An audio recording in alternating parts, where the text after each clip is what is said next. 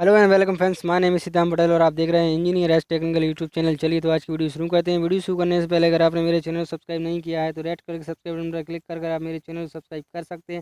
साथ ही इस नन्हे से छोटी सी बेल आइकन पर क्लिक करना मत भूलिए ताकि जब भी नई वीडियो में अपलोड करूँगा तो उसका नोटिफिकेशन आपको सबसे पहले मिलेगा और उसका लाभ आप सबसे पहले उठा पाएंगे। चलिए तो आज की वीडियो शुरू करते हैं। तो आज हम जिस टॉपिक पर बात करने वाले हैं उसका नाम है द्विघात समीकरण। तो इस पूरी वीडियो में अपन क्या करेंगे, द्विघात समीकरण के बारे में पूरा नॉलेज प्राप्त करेंगे। तो चलिए मैं आपको फटाफट लेके चलता हूँ नेक्स्ट पेज की तरफ और इसके बारे में कुछ महत्वपूर्ण फैक्ट्स के बारे में जानते हैं। चलिए मैं आपको लेके चलता हूँ। सबसे पहले तो जान लेते हैं कि द्विघात समीकरण होता क्या है। देखिए, कोई भी एक बहुपद होता है जिसकी क्या होती है, एक्स की जो घात होती है वो कितनी हो जाएगी, यहाँ पे 2 हो जाएगी। जिस जो भी आपके पास समीकरण होगा उसकी घात कितनी रहेगी, 2 होगी। तो इस प्रकार के समीकरण को क्या बोलते हैं, द्विघात समीकरण। ठीक है, मैं आपको किताबी भाषा भी समझा देता हूँ कि द्विघात समीकरण एक ऐसा समीकरण होता है जिसकी अधिकतम घात कितनी होती है, 2 होती है। ठीक है, जिसकी अधिकतम घात 2 होती है। यदि एफ एक्स एक द्विघातीय बहुपद है तो एफ एक्स बराबर 0। ठीक है, तो क्या हो जाएगा, द्विघात समीकरण हो जाएगा। चर यानी कि चर एक्स की जो द्विघात समीकरण कहलाती है। इसका व्यापक समीकरण क्या हो जाएगा, a x square plus b x plus c बराबर 0। यानी कि यहाँ a is not equal to 0, यानी कि ए का मान कभी भी क्या नहीं होगा, 0 नहीं होगा। जहाँ ए बी, ठीक है, मतलब ए जो है वो किसका गुणांक है, एक्स स्क्वायर का गुणांक है, और जो बी जो है वो किसका गुणांक है, एक्स का गुणांक है। ये गुणांक है, और सी क्या है, एक नियतांक है या स्थिरांक है। ठीक है, अब चर राशि के वे मान जो समीकरण को संतुष्ट करते हैं क्या कहलाते हैं, समीकरण के मूल कहलाते हैं।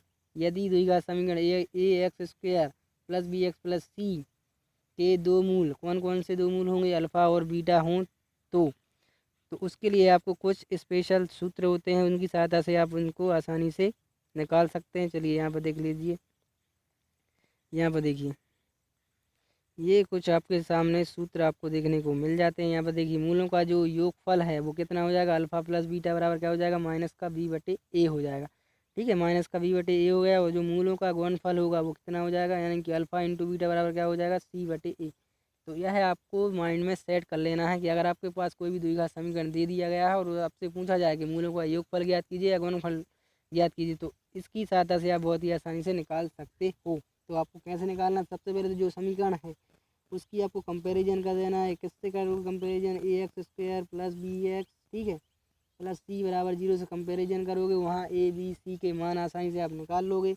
उसके बाद अल्फ़ा प्लस बीटा का मान रखोगे माइनस बी बटे ए, और जहाँ जो बी का मान होगा बी का रखोगे, ए का मान होगा तो ए का मान रख दोगे, तो अल्फ़ा प्लस बीटा का मान आ जाएगा। उसके बाद अल्फ़ा इंटू बीटा निकालोगे तो अल्फ़ा इंटू बीटा बराबर क्या हो जाएगा, सी बटे ए। तो सी का मान रख दोगे और ए का मान रख दोगे तो क्या आ जाएगा, अल्फ़ा इंटू बीटा।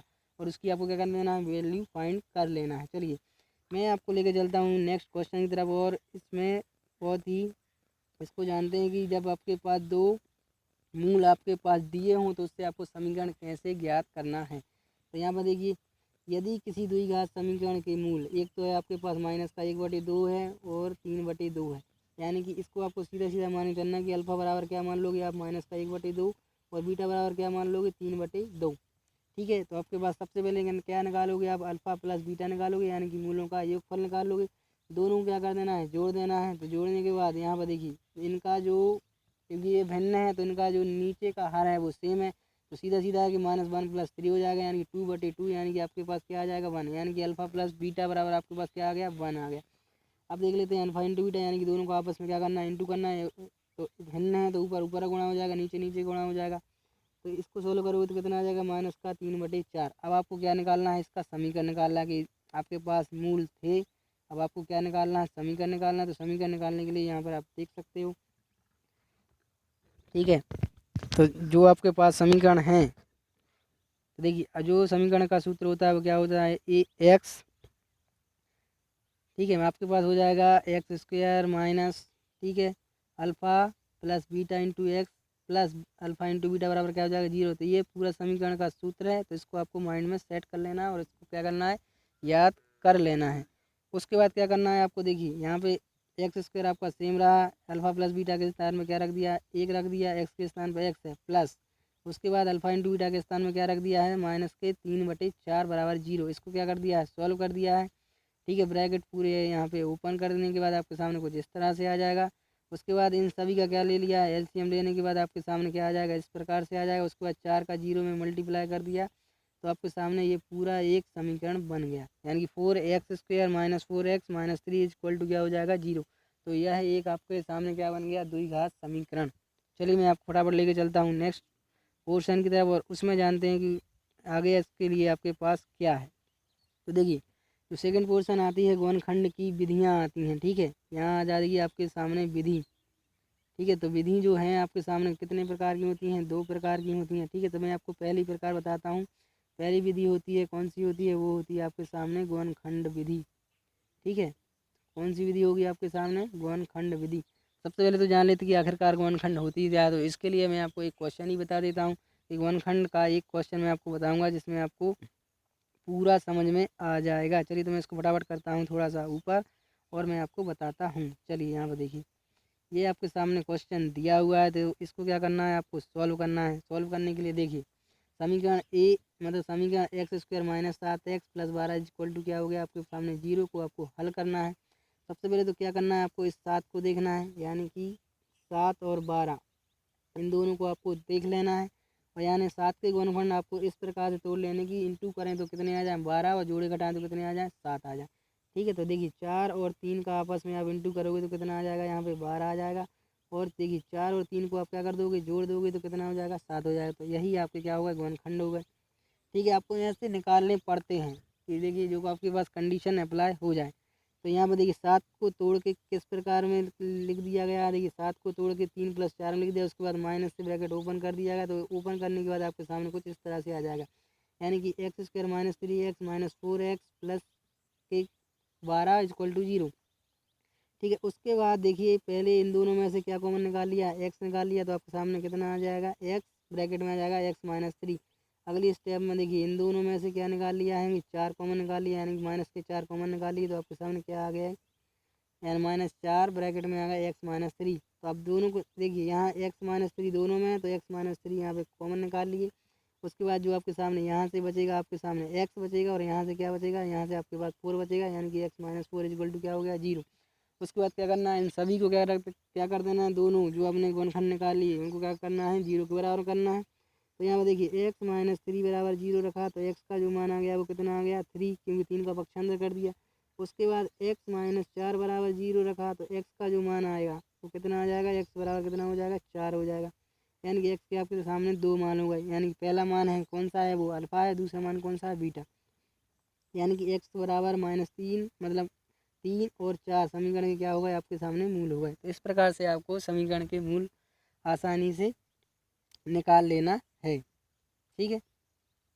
गुणनखंड विधि की सहायता से आप इससे आसानी से निकाल सकते हो। चलिए मैं आपको फटाफट लेके चलता हूँ सेकंड विधि की तरफ, जो है कि श्रीधराचार्य की विधि। और ये इस टॉपिक में बहुत ही मोस्ट इम्पोर्टेंट पार्ट है। सबसे पहले तो जान लेते हैं, यहाँ पर देखिए श्रीधराचार्य का जो सूत्र होता है वो क्या होता है, x बराबर -b, ठीक है, +√b² - 4ac अपॉन क्या हो जाएगा 2a। जहाँ जो है वो x बराबर क्या हो जाएगा, -b + -d अपॉन क्या हो जाएगा, d बराबर अपन हो जाएगा 2a। तो यहाँ पर देखिए कुछ स्पेशल सूत्र है। यहाँ पर देखिए यहाँ d का जो मान है वो अंडर रूट में बता रहा है, लेकिन d का मान जब अपन मूल निकालेंगे तो क्या हो जाएगा, d बराबर आपको लिखना है b² - 4ac जब अपन मूल निकालेंगे, ठीक है। ये इस सूत्र पे आपको कोई भी ध्यान नहीं देना है, क्योंकि ये गलत प्रिंट भी हो सकता है। तो जो आपकी किताब में दिया है आप उससे भी देख सकते हो, ठीक है। तो व्यक्ति के बराबर यानी व्यक्ति का डी में क्या है आपका, व्यक्ति का है, तो व्यक्ति बराबर जो व्यक्ति के बराबर होगा वो क्या हो जाएगा, b² - 4ac जब अपन इसके मूलों की प्रकृति निकालेंगे, ठीक है। चलिए मैं आपको फटाफट लेके चलता हूँ थोड़ा सा ऊपर और इसके बारे में आपको बता देता हूँ। देखिए यदि द्विघात समीकरण के मूल अल्फ़ा प्लस बीटा होंगे, मतलब अल्फ़ा प्लस बीटा हों, तो देखिए अल्फ़ा का मान है जो यहाँ अल्फ़ा का मान हो जाएगा वो किस में हो जाएगा, प्लस में हो जाएगा, यानी -b + √b² - 4ac अपन क्या हो जाएगा 2a। और जो बीटा का मान हो जाएगा वो माइनस में हो जाएगा, यानी कि -b और -√b² - 4ac अपन क्या हो जाएगा 2a। तो इस प्रकार से आपको अल्फ़ा और बीटा के मान क्या रखना है, माइंड में सेट रख लेना है। चलिए मैं आपको एक एग्जाम्पल करके बता देता हूँ तो और भी आपको आसानी हो जाएगी। चलिए इसको देख लेते हैं, इसको फटाफट सोल्व करने की कोशिश कीजिए। देखिए समीकरण 2x² plus 14x plus 9 equal to क्या हो गया 0 को हल कीजिए। इसको आपको सॉल्व करना है और आपके सामने 4 ऑप्शन दिए हुए हैं। इससे क्या करना है, आपको सूत्र विधि लगाकर इसको सॉल्व करना है। सीधराचार की जो सूत्र होते हैं उसको क्या करते हैं, सूत्र विधि के नाम से भी जाना जाता है। सबसे पहले तो क्या करना है, इसकी कंपैरिजन करना है। जो भी आपके पास समीकरण है उसकी कंपैरिजन कर लेना है। किससे, व्यापक समीकरण। तो अब व्यापक समीकरण आपके सामने होगा ax² plus bx plus c बराबर क्या हो जाएगा आपके सामने 0। ठीक है, तो इससे तुलना करोगे तो a का मान यहाँ पे 2 आ जाएगा, b का मान 14 आ जाएगा और c का मान क्या हो जाएगा 9 आ जाएगा। देखिए प्लस माइनस का ध्यान रखना क्योंकि इसमें सभी प्लस हैं, कहीं कहीं माइनस भी होंगे तो माइनस भी हो सकते हैं। इसके बाद क्या करना है, इसके बाद आपको सीधराचार का सीधा सीधा सूत्र लगा देना है। सूत्र रखने के बाद आपके सामने कुछ इस तरह से आ जाएगा। तो जो सूत्र होता है वो क्या होता है, x बराबर आपके सामने होता है -b plus minus under root. ठीक है, अंडर रूट के अंदर क्या आता है b² माइनस 4ac अपन में क्या आता है, पूरे के अपन में आता है आपके सामने 2a। तो इस समीकरण में आपको मतलब इस सूत्र में आपको a b c के मान रख देना है। रखने के बाद इसको सॉल्व करोगे तो आपके सामने कुछ इस तरह से आ जाएगा और इसको भी जब आप सॉल्व करोगे तो उसके साथ आपके सामने कुछ इस तरह से आ जाएगा। ठीक है, उसके बाद देखिए ये आपके फाइनली मूल आएगा। एक में आपको देखिए बीच में जो आपके सामने प्लस माइनस है, कौन से वाले प्लस माइनस, ये वाले प्लस माइनस। ठीक है, ये वाले जो प्लस माइनस है इससे क्या करोगे आप 2 मूल निकाल लोगे, यानी पहला प्लस का निकल आएगा, दूसरा क्या निकल आएगा माइनस का निकल आएगा। देखिए यहाँ से निकला है कौन सा, प्लस वाला निकला है और ये यहाँ से निकला है माइनस वाला। ठीक है, तो 2 मूल आपके सामने आसानी से मिल जाएंगे। तो इस सूत्र की सहायता से आप आसानी से द्विघात समीकरण के मूल निकाल सकते हैं। तो जो आपके सामने मूल आएंगे वो क्या क्या आएंगे ये देख लेते हैं। पहला मूल जो आएगा वो क्या आ जाएगा आपके पास -7 प्लस अंडर रूट 21/2 आ जाएगा। जो दूसरा मूल आ जाएगा वो क्या आ जाएगा -7 और -21 मतलब माइनस अंडर रूट 21 अपॉन क्या आ जाएगा 2। तो यह है आपकी द्विघात समीकरण क्या हो जाएंगे, 2 मूल हो जाएंगे। अब चलिए मैं आपको लेके चलता हूँ नेक्स्ट पोर्शन की तरफ और बताते हैं कि उसमें मोर इम्पोर्टेंट क्या है आपके सामने। अब देख लेते हैं द्विघात समीकरण के मूलों की प्रकृति देख लेते हैं। देखिए जो व्यक्तिकरण का मान का मूल है वो क्या हो जाएगा b² माइनस 4ac। ठीक है, के मान पर निर्भर करता है। और जो व्यापक समीकरण क्या होता है, व्यापक समीकरण आपके सामने कुछ इस तरह से होता है कि ax² plus bx plus c equal to 0। ठीक है, तो इस प्रकार से आपका व्यापक समीकरण होता है। जब भी आप इसको क्वेश्चन करोगे सबसे पहले जो तुलना करोगे किससे करोगे, व्यापक समीकरण से। और इसके कुछ 5 नियम होते हैं। तो चलिए मैं आपको नियम फटाफट इसमें आपको बता देता हूँ। जो फर्स्ट नियम है वो क्या कह रहा है कि d बड़ा है 0 से। तो इस कंडीशन में है d का मान क्या इसमें आएगा, वो प्लस में आ जाएगा। ठीक है, अब d का मान जब प्लस में होगा तो मूल वास्तविक और कैसे हो जाएंगे, असमान हो जाएंगे। फिर जो सेकंड कंडीशन है उस कंडीशन में क्या है, d बराबर क्या हो जाएगा 0 हो जाएगा, यानी कि सेकंड कंडीशन में d बराबर 0। तो इस कंडीशन में क्या हो जाएंगे, मूल वास्तविक और समान हो जाएंगे। ठीक है, और जो तीसरे नंबर पे है वो क्या है कि यदि d छोटा है किससे, 0 से। ठीक है, यानी कि जो d का मान कैसा हो जाएगा, नेगेटिव हो जाएगा। d बराबर क्या हो जाएगा, नेगेटिव में इसका मान आएगा। ठीक है, और जब इसका मान नेगेटिव में आएगा तो मूल कैसे हो जाएंगे, अवास्तविक या काल्पनिक हो जाएंगे। उसके बाद जो फोर्थ नंबर में क्या है दिया हुआ है कि d बड़ा है यहाँ पे 0 से तथा d एक पूर्ण वर्ग है, यानी कि जो d का मान है वो क्या हो जाएगा, पूर्ण वर्ग हो जाएगा। जैसे कि यहाँ मान चलिए कि d का मान कितना है, यहाँ पे 9 है। तो 9 एक पूर्ण वर्ग है, तो इस कंडीशन में मूल कैसे हो जाएंगे, परिमेय हो जाएंगे। ठीक है, और उसके बाद फिफ्थ नंबर पे जो है वो क्या है कि d बड़ा है 0 से तथा d एक पूर्ण वर्ग नहीं। तो इस कंडीशन में क्या हो जाएगा, d का मान आप देख सकते हो, d का मान यहाँ ले लीजिए, मान चलिए 7। तो 7 एक पूर्ण वर्ग नहीं है। तो इस कंडीशन में जो मूल होंगे वो कैसे हो जाएंगे, अपरिमेय हो जाएंगे। ठीक है, अब देख लेते हैं कुछ नोट के बारे में। चलिए तो मैं इसको फटाफट आपको कुछ ऊपर करके आपको बता देता हूँ कि इसमें कुछ स्पेशल नोट्स क्या कह रहे हैं। ठीक है, अब जानते हैं। देखिए यदि द्विघात समीकरण का एक मूल, ठीक है, यदि द्विघात समीकरण का एक मूल क्या है आपके सामने, a plus under root B है, तो दूसरा मूल क्या हो जाएगा, a minus under root B होगा। तो ये नोट आपको माइंड में सेट करके रख लेना है। अब देख लेते हैं, अब फॉर एग्जांपल के लिए एक क्वेश्चन और करके देख लेते हैं। चलिए मैं आपको बताता हूँ, इन चारों क्वेश्चन को आपको फटाफट सॉल्व कर लेना है। देखिए निम्न में से किस समीकरण के मूल कैसे हैं, परिमेय, तो यह है आपको बताना है। ऐसे क्वेश्चन आपको देखने को मिल जाते हैं। सबसे पहले क्या करना पड़ेगा आपको, कोई भी समीकरण लेने हैं तो यहाँ पर देखिए अब यहाँ गुणनखंड पहले से ही टूटे हुए हैं पहले के, तो यहाँ पर देखिए सबसे पहले तो इन दोनों का आपस में इंटू कर दिया। इंटू करने के बाद इसको सोल्व करोगे तो आपके सामने कुछ इस तरह से आ जाएगा। तो यही आपका एक द्विघात का समीकरण है। पर इसकी तुलना किससे करना है? इसकी तुलना करना है आपको a x square plus b x plus c बराबर किससे करना है? 0 से। ठीक है, इससे करोगे तो यहाँ पर ए का मान कितना आ जाएगा? 2 आ जाएगा। बी का मान कितना आ जाएगा? माइनस के 7 आ जाएंगे। ठीक है, बी का मान -7 आ जाएगा। सी के बराबर कितना हो जाएगा? सी बराबर आपके सामने हो जाएगा 5। इसके बाद डी बराबर आपको सूत्र रखना है बी स्क्वायर माइनस 4ac। यहाँ बी की वैल्यू रख दी। मतलब देखिए बी की वैल्यू कितनी है? -7, तो -7 का स्क्वायर फिर -4ac, तो ए का मान रख दिया 2 और सी का मान रख दिया 5। इसके बाद इसको सॉल्व किया। सॉल्व करने के बाद आपके सामने कुछ इस तरह से आएगा। चलिए मैं आपको बता देता हूँ। तो यहाँ पर देखिए 7 का वर्ग किया तो 49 आ गया।